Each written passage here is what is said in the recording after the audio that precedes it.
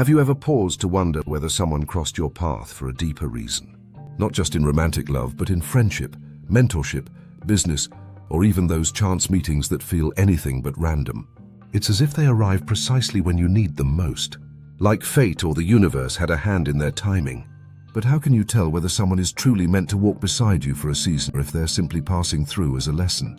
Is it mere coincidence, or is there something deeper happening beneath the surface, something aligned with who you are, what you believe, and where your soul is destined to go? Today, we'll dive into why certain people enter your life at the exact right moment and how to discern whether they're truly aligned with your purpose or simply a teacher disguised as a passing connection. And the truth? The answer lies much closer to home than you might imagine. Carl Jung, one of the most profound thinkers in psychology, didn't believe in pure coincidence. To him, the people who show up in your life aren't accidents. They are mirrors, reflections of something unfolding within you, even if you're not yet fully conscious of it. He called this concept synchronicity. Those uncanny moments when your inner world and the outer world align so perfectly that it feels as if the universe itself is orchestrating your path. Have you ever thought of someone you haven't spoken to in years, only to have them call the next day? Or met a stranger who, in minutes, understood you more deeply than those who've known you for years? Jung believed such moments are not random. They are signs, clues, messages from your unconscious mind, gently guiding you toward the connections and experiences that will transform you. The truth is, many of us believe we're making choices rooted in logic and reason. But beneath it all, the unconscious is silently pulling strings, leading us exactly where we need to be. Toward healing, toward growth, toward the connections that reveal who we are and who we are becoming. So the real question isn't, why did this person show up? The question is, what part of me called them in? Once you begin to ask that, the patterns in your relationships will never look the same again. How can you tell if a connection is real, or if it's simply an illusion created by hidden fears or unmet needs? Jung taught that every relationship is a mirror, reflecting the parts of ourselves we are embracing or refusing to face. If you find yourself constantly shrinking, hiding your truth, or bending yourself to fit into someone else's mold, that's not a connection. That's survival. It's a mask worn in the name of love, friendship, or partnership. With the right people, whether it's a mentor, a soulmate, or a true friend, there's no constant war between who you are and who you feel you must become. You don't have to sacrifice your values just to feel close. You feel recognized. You feel loved, even with your flaws in full view. Most importantly, you feel free to grow, free to unfold, free to be you. Jung called this journey individuation, the sacred path of becoming whole. It's about shedding the layers the world has placed on you and stepping fully into your truest self. And the beautiful secret, once you're on this path, you begin to draw in those who resonate with your truth, not by magic, but because you finally have the clarity to recognize them and the strength to release those who no longer belong. Think about how often we cling to relationships that drain us, where love feels transactional, where being yourself never seems quite enough. That's not connection. That's attachment, rooted in fear. True connection never demands that you betray your essence. It welcomes you to become even more of who you are. And when someone does that, when they make you feel alive without asking you to shrink, you'll know it. Jung believed that the unconscious is always reaching toward balance, but if you ignore its voice, it doesn't fade, it amplifies.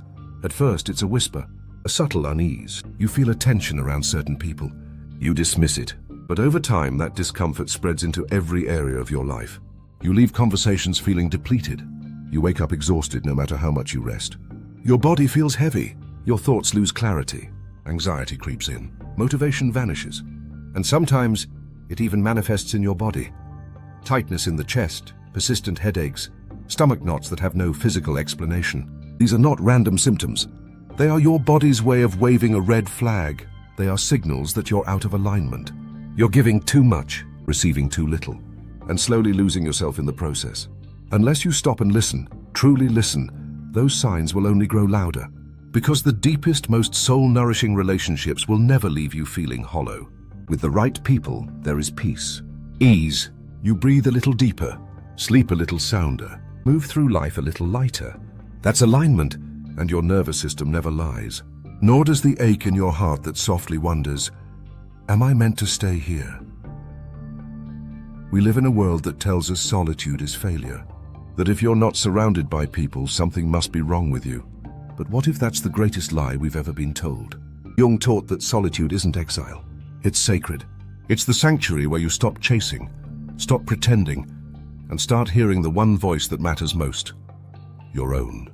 Ask yourself with honesty, when was the last time you sat in silence without reaching for distraction?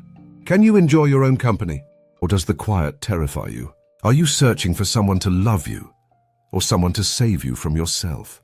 Here's a truth few want to admit. Until you learn to feel whole on your own, every relationship you form will be rooted in need, not love. You'll seek completion in another, and no matter how close they come, the emptiness will remain.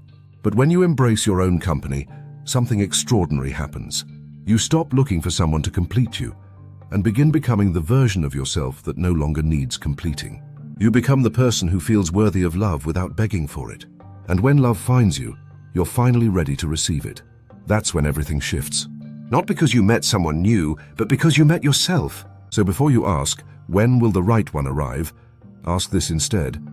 Am I the kind of person I'd want to meet? Because the day you embody that version of yourself, the one who is whole, authentic, and full of quiet power, is the day the right souls begin to find you, and you'll never need to chase them. Have you ever been in a relationship where no matter what you gave, it never seemed enough? You gave more, you tried harder, and still you felt invisible, unappreciated, always chasing validation. Jung would say, this is not about them, this is about you. It's your unconscious projecting deep-rooted beliefs onto the relationship. Beliefs like, I'm not enough, or I must earn love to deserve it. Until you bring these shadows into the light, you will keep reliving them over and over. But awareness changes everything. Once you see the pattern, you reclaim your power. You stop chasing approval, you start seeking truth. And that's when true healing begins. Healing doesn't promise a life free of pain. It promises you won't shape your life around it anymore. It means no longer accepting love that silences you, or connections that require your self-abandonment. Instead, you begin to choose again. You choose people who honor your worth without question. You choose relationships that nurture your soul, not just soothe your scars. You begin building a life that reflects your essence, not your wounds. So when someone enters your life and it feels significant, pause. Ask not only what role they may play, but also what part of your soul they're mirroring back to you. Are they here to challenge you, to teach you, to walk beside you, to awaken something buried deep within? Every connection is a mirror. Every mirror is a message. And every message is an invitation to return home, to yourself. And maybe, just maybe, the most powerful soul you will ever meet is your own.